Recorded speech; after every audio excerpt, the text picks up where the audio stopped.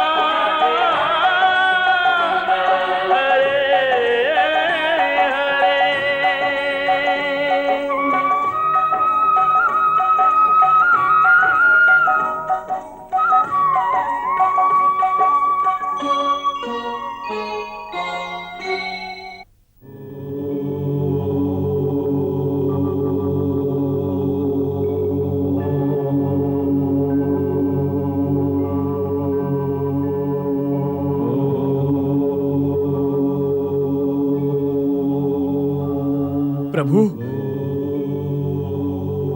પ્રભુ, પ્રભુ.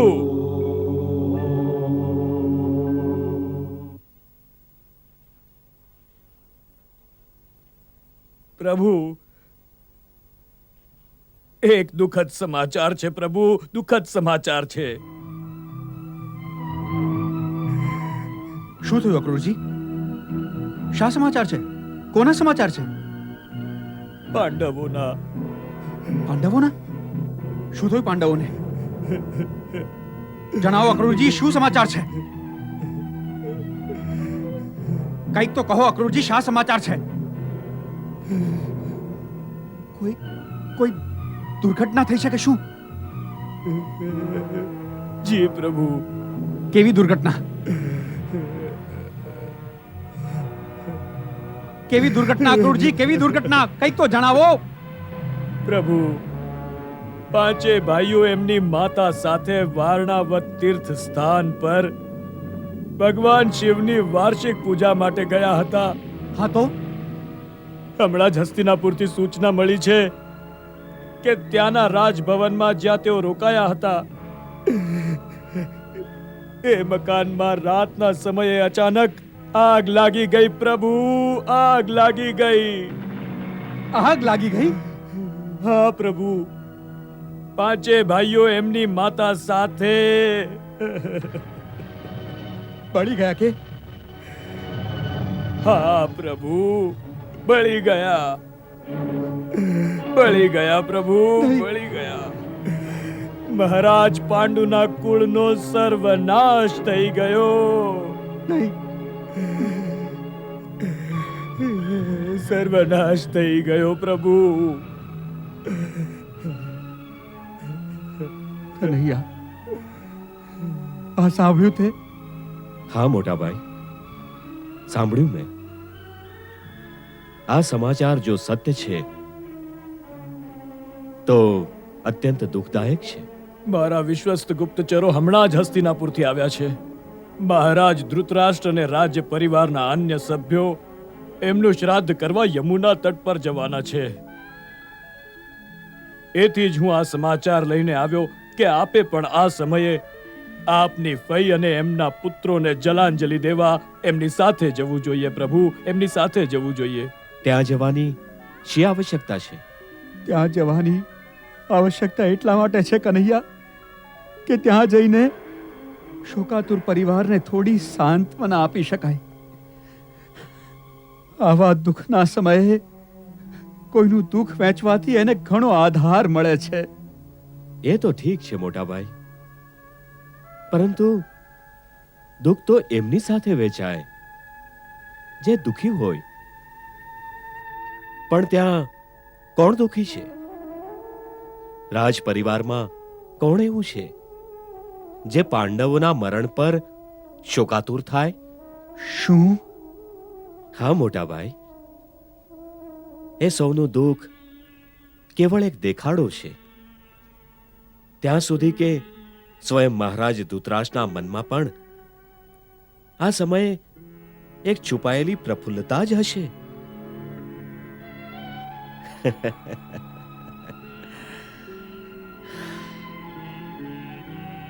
વાસ્તવમાં મોટા ભાઈ,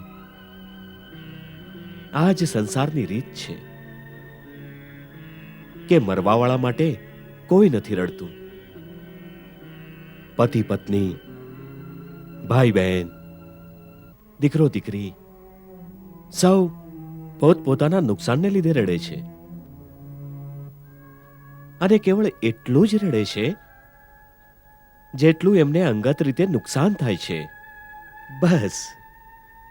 અન્યથા મરનારને માટે તો ન કોઈને કોઈ ચિંતા હોય છે અને ન કોઈ રડતું હોય છે. કોઈ જ નહીં, કેવળ એકને છોડીને. એ એક કોણ?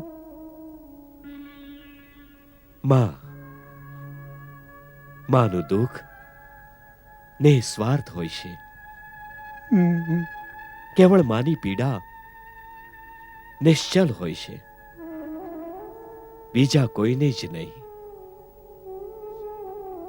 તો જે અહીં સાચે જ દુઃખ કરનારી હતી એ બિચારી તો અક્રૂરજીની માહિતી અનુસાર એમની સાથે જ ચાલી ગઈ.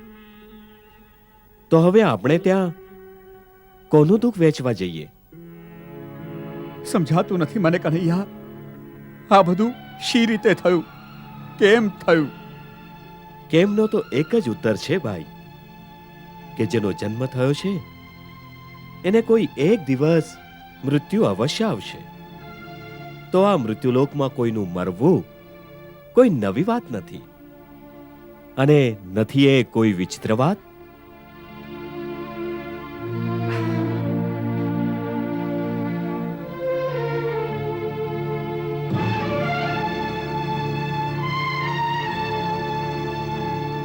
એ વાત વિચિત્ર નથી, પણ જે હું હવે જોઈ રહ્યો છું એ અવશ્ય વિચિત્ર છે.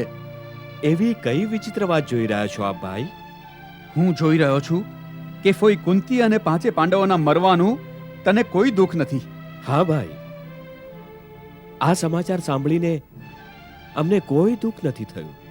કેમ? કેમ કે શાસ્ત્રોમાં પણ એમ જ લખ્યું છે કે પ્રત્યેક પ્રાણીનું મૃત્યુ નિશ્ચિત હોય છે. તેથી જ્ઞાની મનુષ્યએ કોઈના મૃત્યુ પર શોક ન કરવો જોઈએ. જ્ઞાની મનુષ્ય? હા. તું ભગવાનમાંથી મનુષ્ય ક્યારે બની ગયો? મને ભગવાનમાંથી મનુષ્ય તો આપે જ બનાવી દીધો ભાઈ. અમે? ક્યારથી? જ્યારથી આપે મારી પાસે આશા રાખી કે સગા સંબંધીઓના મૃત્યુ પર મારે પણ એક સાધારણ માણસની જેમ શોક કરવો જોઈએ. નહીં, સગા સંબંધીઓના મૃત્યુ પર એક સાધારણ મનુષ્યની જેમ શોક કરવાની મેં તારી પાસેથી આશા નથી રાખી. તો મેં ભગવાનની જેમ શોક કરવાની આશા રાખી છે તારી પાસે. ભગવાનને પણ કદી દુઃખ થાય ખરું? એ માન્યું કે ભગવાન કદી દુઃખી નથી થઈ શકતા, પરંતુ એક વાત એવી છે જેને કારણે ભગવાન પણ વિવળ થઈ જાય છે, તેઓ પણ અસ્વસ્થ થાય છે, અને એ છે એમના ભક્તનું દુઃખ. જો એમના કોઈ પણ ભક્ત પર કોઈ વિપદા આવી પડે તો એ પણ વિવળ થઈ જાય છે. અને અર્જુન તો આપનો પરમ ભક્ત છે અને મિત્ર પણ, જેની રક્ષાનું વચન આપ એના પિતા ઇન્દ્રને આપી ચૂક્યા છો. આપના ભક્તનું મૃત્યુ થઈ જાય અને આપ અસ્વસ્થ વિવળ ન થાઓ, એ સંભવ નથી.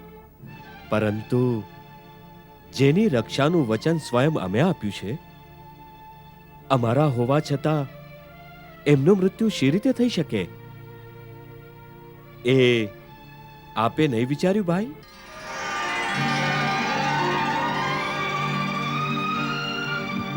નહીં નહીં, મારો આ વાત ઉપર વિશ્વાસ નથી બેસતો કે પાંચે પાંડવો એમની માતા સમેત એ મકાનમાં બળીને મરી ગયા છે.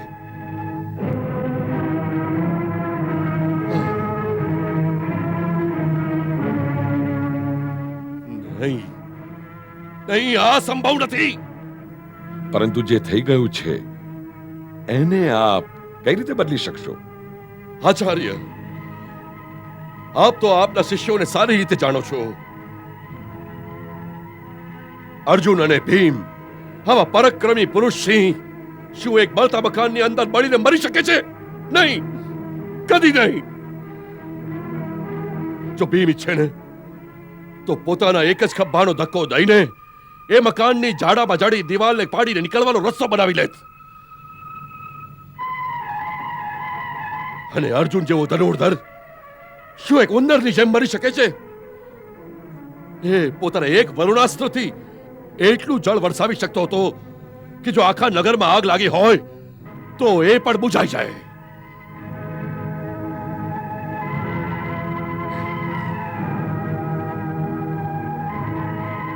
એથી જ હું માનવા તૈયાર નથી કે પાંડવ પેલી આગમાં બળીને મરી ગયા છે.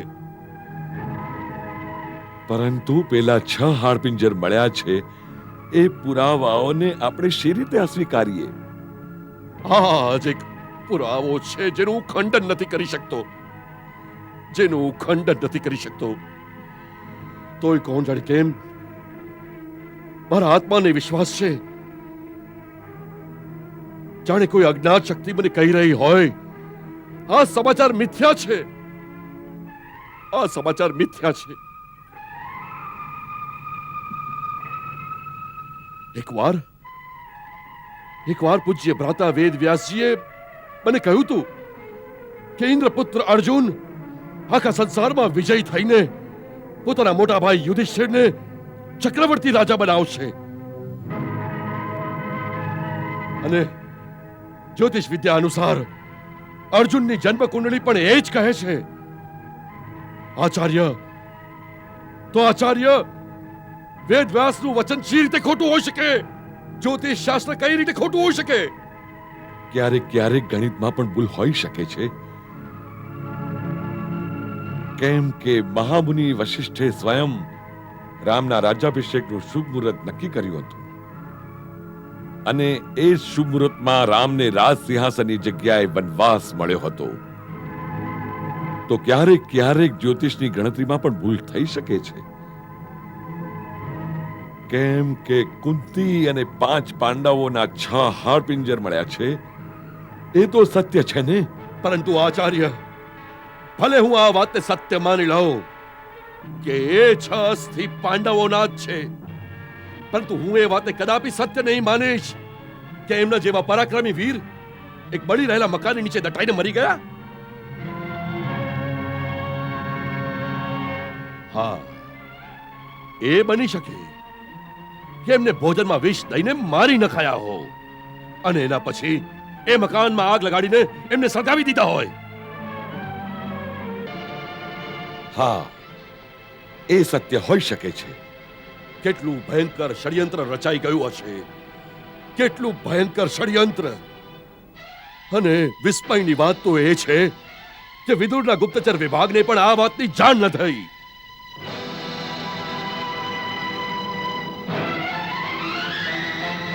જે કંઈ પણ થયું એનું એક જ પરિણામ છે.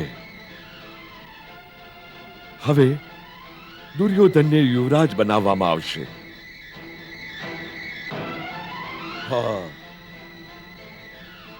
અને હવે આપણે એનો સ્વીકાર કરવો પડશે. યુવરાજ દુર્યોધનના શ્રી ચરણોમાં એમના મામાના નમસ્કાર સ્વીકારો. નહીં મામાશ્રી, નહીં. નમસ્કાર નહીં, આશીર્વાદ. હા? આપના આશીર્વાદ. એ તો છે જ ભાણિયા. હું તમને એક જ સીધો પ્રશ્ન પૂછવા માંગુ છું વિદુર. શું સાચે જ વાણાવર્તના એ મકાનમાં અચાનક આગ લાગવાથી પાંડવોનું મૃત્યુ થયું હતું? તમારું રાજનીતિનું જ્ઞાન શું કહે છે? તમારા પોતાના અનુમાને આ દુર્ઘટના સાચી લાગે છે કે નહીં?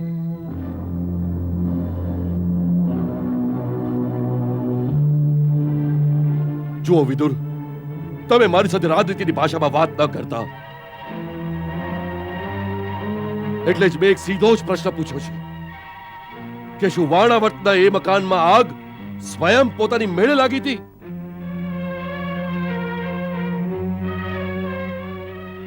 વિદુર, જો તમે સત્ય જાણતા હો તો સાચે સાચું જણાવજો, અને જો તમે સત્ય ન જાણતા હો તો તમારા અનુમાનથી જણાવો. બસ આટલી જ વાતનો ઉત્તર આપો.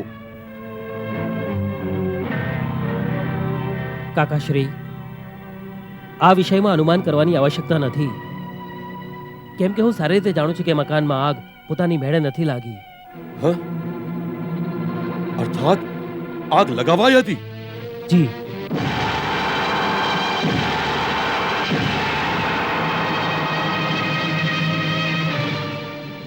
હવે બીજો પ્રશ્ન. જે સમયે આગ લગાડવામાં આવી એ સમયે પાંડવો એની અંદર હતા? જી.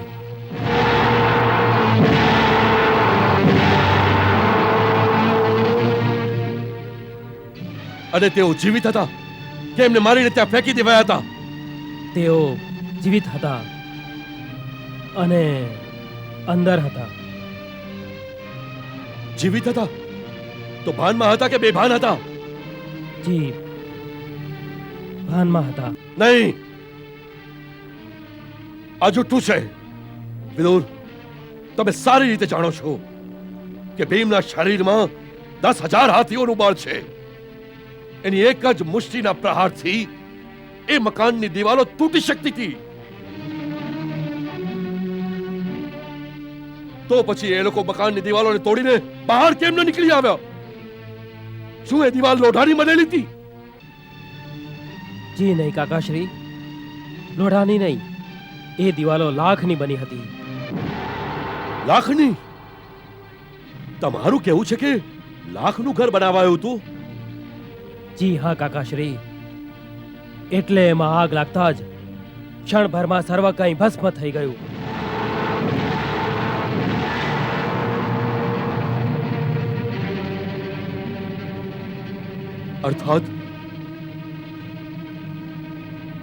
અર્થાત એક લાક્ષાગૃહ બનાવીને એમની હત્યા કરી નાખી? જી નહીં, હત્યા નથી કરાઈ, તો પછી કેવળ હત્યાનો પ્રયત્ન થયો હતો. કેવળ પ્રયત્ન થયો તો? હત્યા નહોતી કરાઈ? પ્રયાસ કરાયો તો હત્યા નથી થઈ? તમે કહેવા શું માંગો છો વિદુર? તમે કહેવા શું માંગો છો? કેવળ એટલું જ કાકાશ્રી કે શત્રુએ પાંડવોની હત્યા કરવાની કોશિશ અવશ્ય કરી, પરંતુ અમને સમયસર એની જાણ થઈ ગઈ, એટલે એમની યોજના સફળ ન થઈ શકી. હા?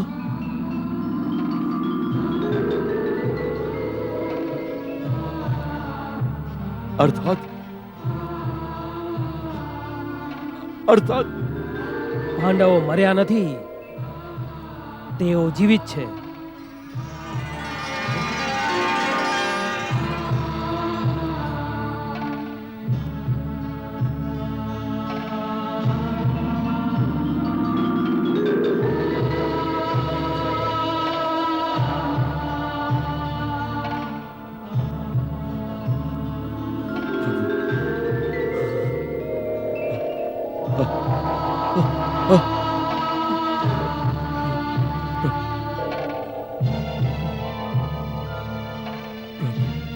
કાકાશ્રી, આ કેવળ આપના આશીર્વાદના પુણ્ય પ્રતાપથી જ સંભવ થઈ શક્યું. અન્યથા શત્રુએ તો અમને માત દઈ જ દીધી હતી. કેવળ આપના પુણ્ય પ્રતાપથી સૌ બચી ગયા.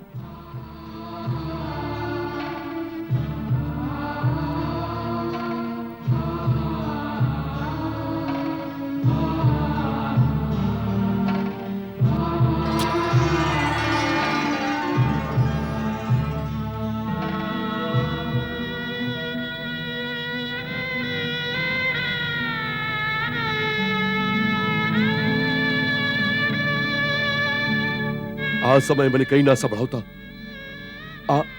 આ બધી વાત હું પછી વિસ્તારથી સાંભળી લઈશ.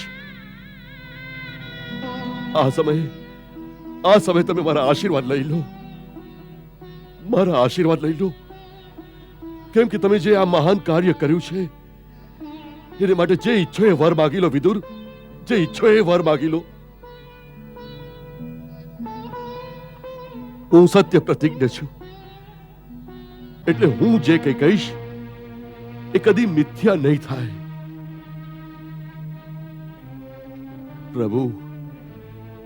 પ્રભુ મારા વચનની લાજ રાખશે. વિદુર, હું તમારા કાર્યથી અતિ પ્રસન્ન છું. અતિ પ્રસન્ન છું વિદુર, અતિ પ્રસન્ન છું. એથી તમે જે ઈચ્છો એ માગી લો. જે ઈચ્છો એ માગી લો વિદુર.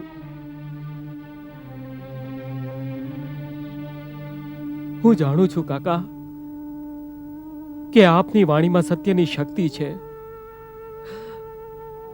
આપ જે કોઈ આશીર્વાદ આપશો એ નિષ્ફળ નહીં થાય. એથી જો મને કોઈ આપવું હોય તો કેવળ એ વર આપજો કે ભગવાન શ્રી કૃષ્ણના ચરણોમાં મારી ભક્તિ સદૈવ સ્થિર બની રહે. વાહ વાહ વિદુર, ધન્ય છો તમે અને ધન્ય છે તમારી પ્રભુ ભક્તિ. હું તમને આશીર્વાદ આપું છું કે પ્રભુના શ્રી ચરણોમાં તમારી ભક્તિ સદૈવ સ્થિર રહે. અને જો મારી ભક્તિનું પણ કોઈ ફળ છે તો એ તમને પ્રદાન કરે.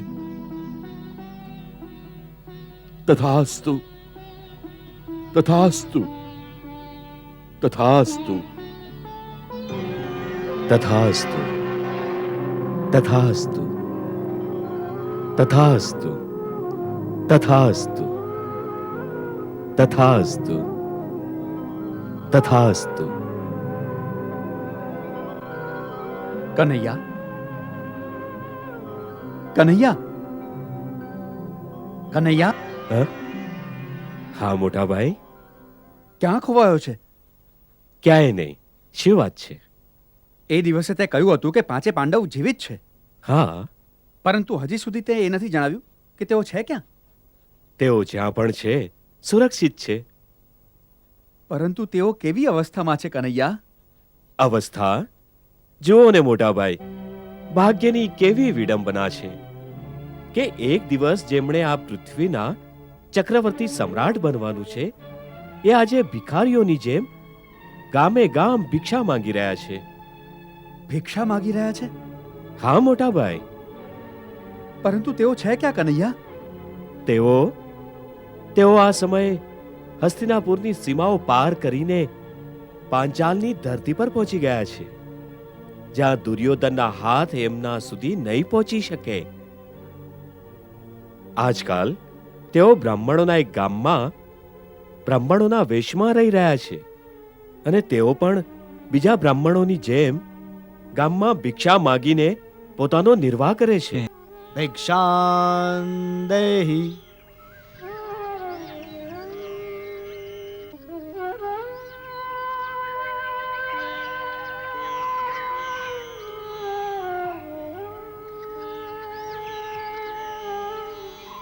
સુખી રહો પુત્રી.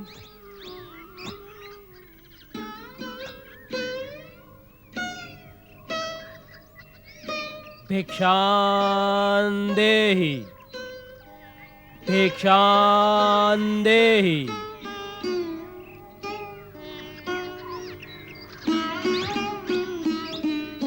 સુખી રહો દેવી.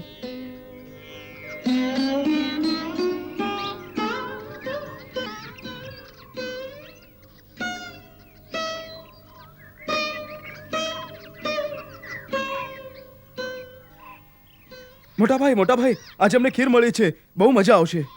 ખીર મને ખાવા જ નહીં મળે. કેમ? કેમ કે ભીમભાઈ રાખશે તો ને. ખીર એમને અતિ પ્રિય છે.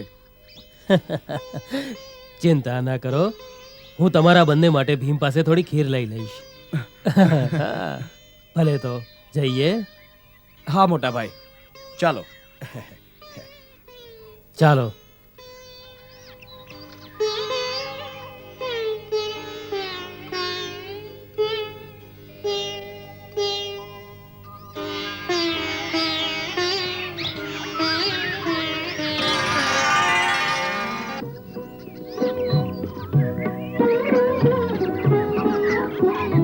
હા,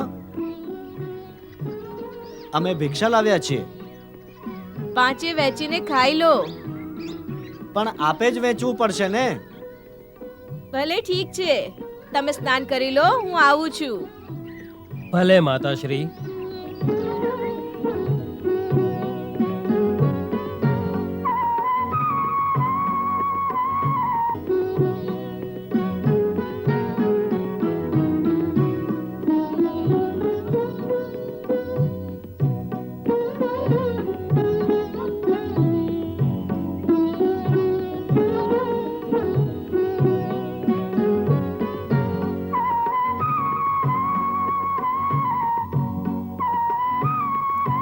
આ લાડુ તરફ ન જોતો અર્જુન, આ લાડુના ભાગ નહીં કરું.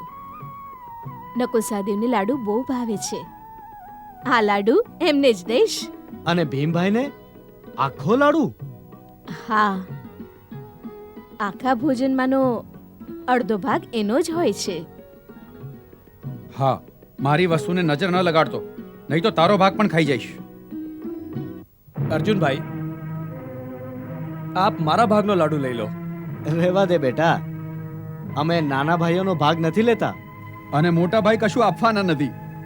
બસ આ જ કષ્ટ છે વચલા હોવાનું. નાનાને અન્યાય નથી કરી શકતા અને મોટાનો અત્યાચાર સહેવો પડે છે.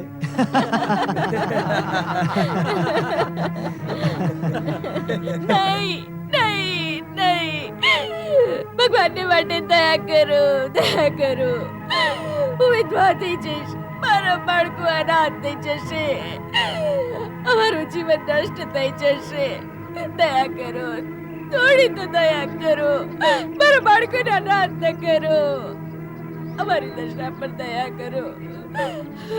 આપ અમને લઈ જશો તો મારા બાળકોનું જીવન નષ્ટ થઈ જશે.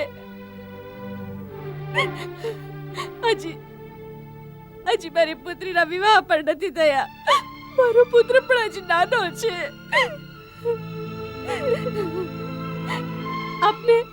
આપને મારા પર દયા નથી આવતી. દેવી, અમને તમારી પર બહુ દયા આવે છે, પણ અમે શું કરી શકીએ? અમે વિવશ છીએ. આ દુઃખ તો આખા નગરમાં એક સરખું છે. જે દિવસે જેનો વારો આવે છે એ દિવસે એના ઘરમાં આવી જ રો કકડ થતી હોય છે, પરંતુ વારો તો સૌનો એક દિવસ આવવાનો જ છે. પરંતુ શું એવું ન થઈ શકે કે મારો વારો એક વર્ષ માટે ટાળી દેવાય, જેથી હું મારી જુવાન દીકરીના વિવાહ કરી શકું? એટલે જ મને એક વર્ષની મુદત આપી દો. આ મારી પુત્રીની રક્ષાનો પ્રશ્ન છે.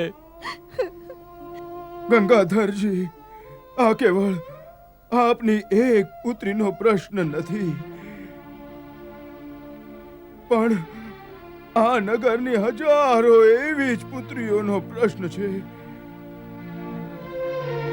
આજે દરેક ઘરની આ જ પરિસ્થિતિ છે, તો પછી કોણ જશે પેલા રાક્ષસનું ભોજન બનવા માટે?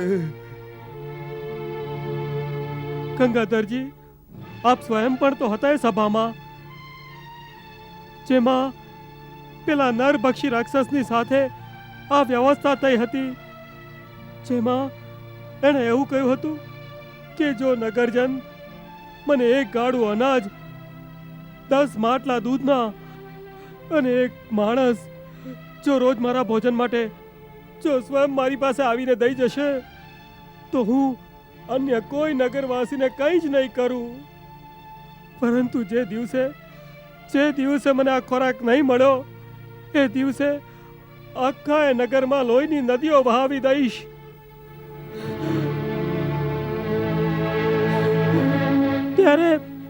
ત્યારે આપણે સૌએ મળીને એમ સમાધાન કર્યું હતું અને એવું નક્કી કર્યું હતું કે અનાજ અને દૂધના માટલા તો પ્રતિદિન નગરવાળા મળીને ભેગા કરી દેશે, પરંતુ એક માણસ વારા ફરતી એક ઘરમાંથી દરરોજ મોકલાવાશે.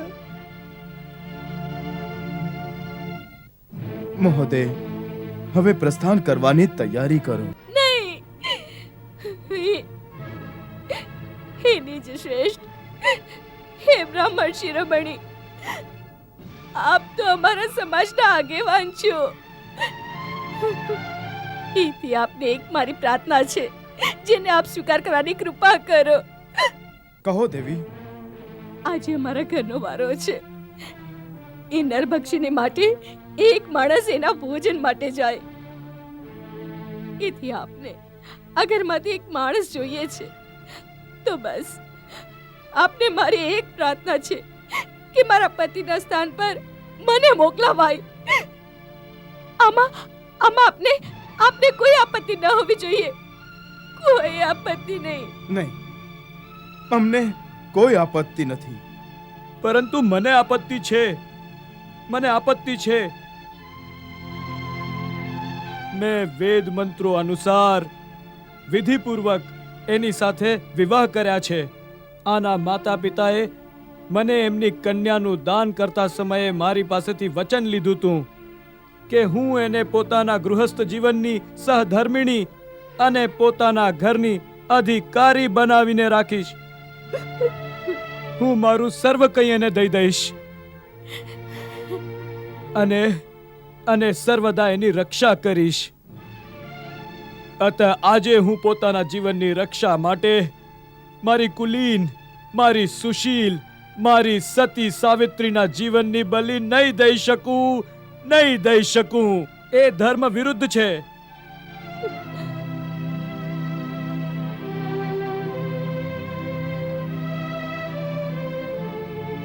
આપે આપના ધર્મની વાત કરી, પરંતુ મારો પણ તો એક ધર્મ છે. શાસ્ત્ર અનુસાર નારીનું સૌથી મોટું એ જ એક સનાતન કર્તવ્ય છે કે આવશ્યકતા ઊભી થતા પોતાના પતિને માટે પોતાના પ્રાણ પણ ન્યોછાવર કરી દે. આ જ સૌથી મોટો ધર્મ છે જેનાથી આલોકમાં યશ અને પરલોકમાં અક્ષય સુખ મળે છે.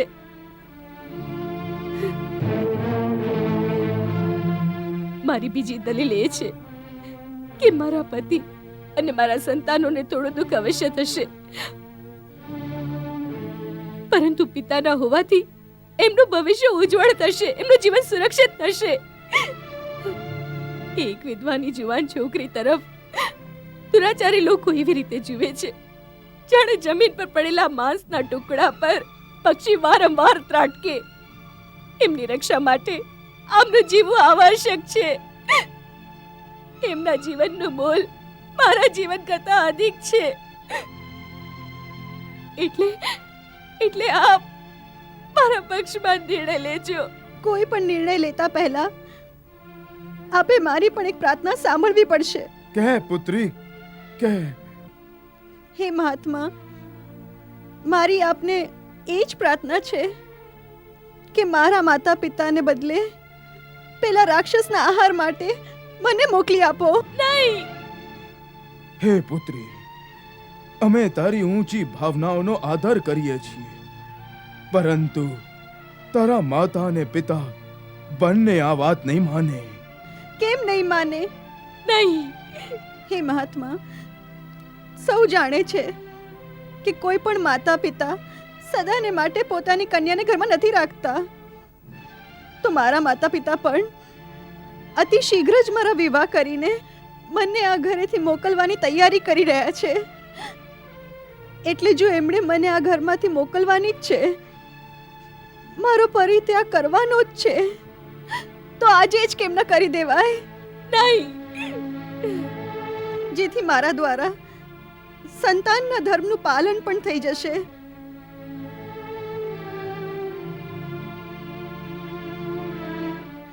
શાસ્ત્રને અનુસાર સંતાનનો આ જ પરમ ધર્મ છે કે સમય આવે ત્યારે એ માતા પિતાને સંકટમાંથી બચાવે.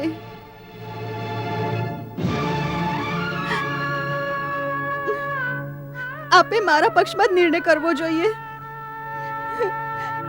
આપે મારા પક્ષમાં જ નિર્ણય કરવો જોઈએ. નહીં. પરંતુ આપણે લોકોએ કોઈક તો નિર્ણય લેવો જ પડશે. જરા થોભો મહાત્મા.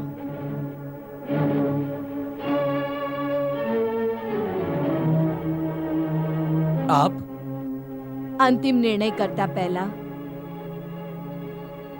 આપે મારી પણ એક પ્રાર્થનાનો સ્વીકાર કરવો પડશે. કિંતુ આપ કોણ છો? હું આ નગરમાં એક અતિથિ છું. આ બ્રાહ્મણ દંપતીનો મોટો ઉપકાર છે અમારા પર. એમણે એમના ઘરમાં અમને આશરો આપ્યો.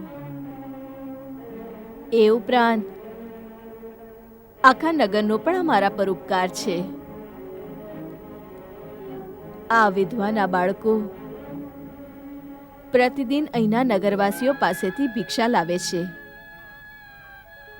જેથી હજી સુધી અમારો જીવન નિર્વાહ થયો છે. જે નગરે અમને આપાતકાળમાં આશ્રય દીધો હોય, દરરોજ ભિક્ષા દીધી હોય, એમના પ્રતિ અમારું પણ એક ઉત્તરદાયિત્વ છે. એથી હે મહાત્મા, આપને પ્રાર્થના કરું છું કે આજે આ ત્રણેયની જગ્યાએ મારા એક પુત્રને જવાની આજ્ઞા દેવાય. નહીં નહીં, એવું બની શકે નહીં. એવું બની શકે નહીં. શરણમાં આવેલા શરણાર્થીને પોતાની રક્ષા માટે સંકટમાં નાખવા એ તો ક્રૂર પાપ છે. એ પરમ નિંદનીય છે, પરમ નિંદનીય છે. હું પોતાના તુચ્છ સ્વાર્થને માટે પોતાના અતિથિના પ્રાણોનો નાશ કરું, એવું કદાપી સંભવ નથી, કદાપી સંભવ નથી. દેવી ગંગાધરજી સાચું કહે છે કે પોતાના સ્વાર્થ માટે કોઈ અતિથિ સાથે વિશ્વાસઘાત કરવો ખૂબ જ જઘન્ય પાપ હોય છે.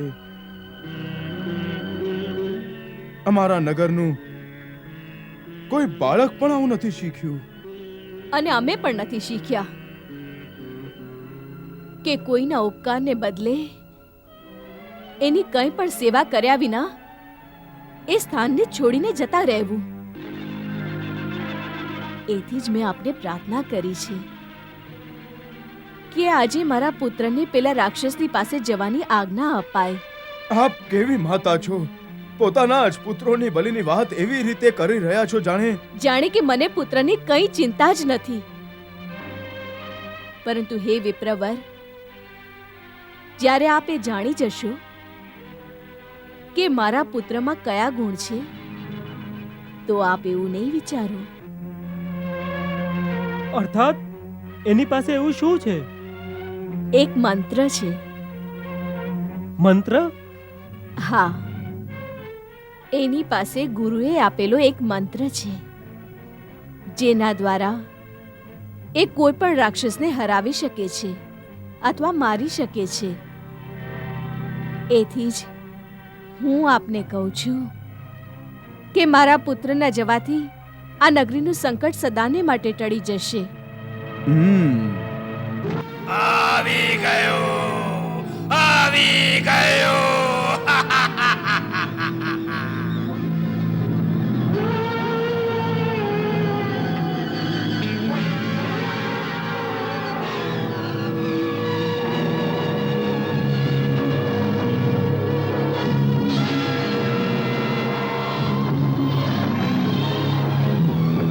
ખીર, આહા હા, ખીર. વાહ, આજે તો આનંદ, પરમ આનંદ થઈ ગયો.